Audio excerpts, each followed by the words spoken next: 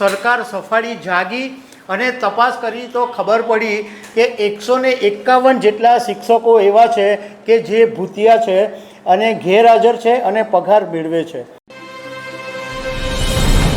નમસ્કાર દર્શક મિત્રો, ચાણક્યએ એકવાર એવું કીધેલું કે શિક્ષક કભી સામાન્ય નહીં હોતા, પ્રલય और निर्माण उसकी गोद में पलते हैं।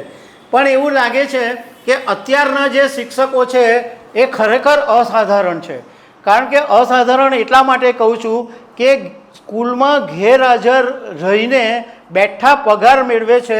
અને જ્યારે એક કિસ્સો અત્યારે સામે આવ્યો કે બનાસકાંઠાની એક સ્કૂલમાં એક શિક્ષિકા વિદેશમાં મોજ કરતી હતી અને અહીંયા ઘડી હાજર છે એવું બતાવીને પગાર મેળવતી હતી। એ પછી સરકાર સફાળી જાગી અને તપાસ કરી તો ખબર પડી કે 151 જેટલા શિક્ષકો એવા છે કે જે ભૂતિયા છે અને ગેરહાજર છે અને પગાર મેળવે છે।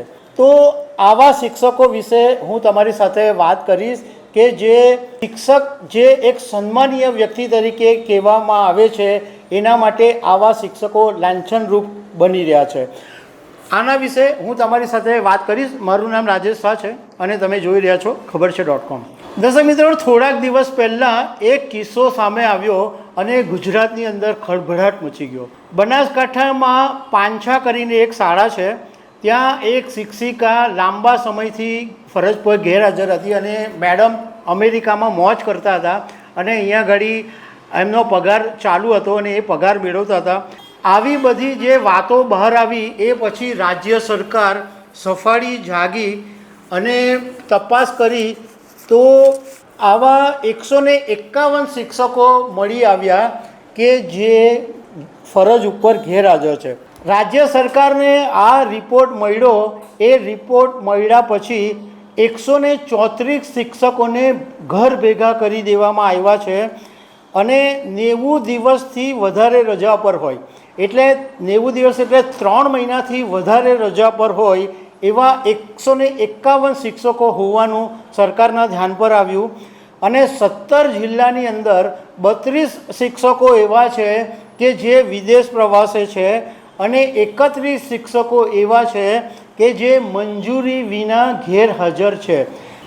રાજ્યના શિક્ષણ મંત્રી પ્રફુલ્લ પાનસેરિયાએ જ્યારે આ બધા રિપોર્ટ બહાર આવ્યા એ પછી એમ કીધું કે અમે ભૂતિયા શિક્ષકોની તપાસ શરૂ કરી છે અને એક શિક્ષકના બદલે જો બીજો કોઈ શિક્ષક એટલે ડમી શિક્ષક ભણાવતો પકડાશે તો કાયદેસરની કાર્યવાહી કરવામાં આવશે। ખેડામાં આવો એક શિક્ષક પકડાયો, બોલો। એક શિક્ષક જ્યાં નોકરી કરતો હતો એ જગ્યા ઉપર એણે બીજા શિક્ષકને મૂકી દીધો અને પોતે બીજી જગ્યાએ વધારે લાખો રૂપિયાની કમાણી કરતો હતો અને ત્યાં ગાડી એક ડમી શિક્ષકને મોકલીને પોતાનું છે એમ કરીને એનું કામ ચાલતું હતું। નવાઈની વાત એ છે કે ગુજરાતની અંદર એક તરફ શિક્ષકોની ઘટ છે, એવા આંદોલન ચાલી રહ્યા છે, શિક્ષકોની ભરતી કરો, શિક્ષકોની ભરતી કરો, અને બીજી તરફ જે શિક્ષકો સરકારી પગાર મેળવી રહ્યા છે એ આવા લાભ મેળવીને સરકારની તિજોરીને મોટું નુકસાન પહોંચાડી રહ્યા છે।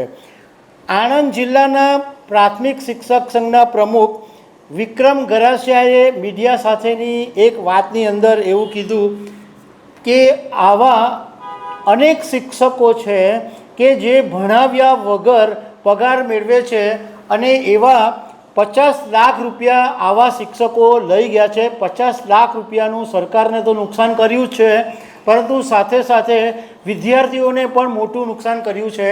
કારણ કે શિક્ષકોની ઘટને કારણે ઘણી બધી શાળામાં એક શિક્ષક 2 ક્લાસને ભણાવે એવી સ્થિતિ ઊભી થઈ છે। તો એવા સંજોગોની અંદર બાળકો શિક્ષણ શું મેળવતા હશે? આમે ઘણા બધા શિક્ષકો ભણાવવાનો એ લોકોને ઇન્ટરેસ્ટ જ નથી હોતો। પહેલાંના જમાનાના શિક્ષકોની વાત જુદી હતી કે એ લોકોનું ડિવોશન હતું, એ લોકો ખરેખર ભણાવતા હતા, પરંતુ આજનો શિક્ષક પ્રોફેશનલ બની ગયો છે, એને જેટલા રૂપિયા મળે એટલું જ ભણાવે એવી એની માનસિકતા હોય છે। હવે જે પ્રાથમિક શાળાના જે સરકારી નિયમો છે એમાં એવું હોય છે કે 10 વર્ષ જો શિક્ષકોને પૂરા થઈ ગયા હોય તો મહિને 60,000 થી 62,000 રૂપિયા પગાર મળે છે અને 3 મહિના સુધીની રજા ઉપર હોય તો આવા શિક્ષકોને અડધો પગાર મળે, એટલે 30,000 રૂપિયા તો એ ગેરહાજર રહી તોય મળે. 3 મહિનાથી વધારે સમય થઈ ગયો હોય તો આવા શિક્ષકોને પગાર મળતો નથી. સરકાર અત્યારે સફાળી જાગી છે અને 131 શિક્ષકોની સામે પગલાં લેવાયા છે, એમને ઘર ભેગા કરી દેવાયા છે. પરંતુ આ ખરેખર ખોટું છે કે જ્યારે સરકાર તમને પૈસા આપતી હોય, આ બધું સરકારી સ્કૂલોમાં જ ચાલી શકે.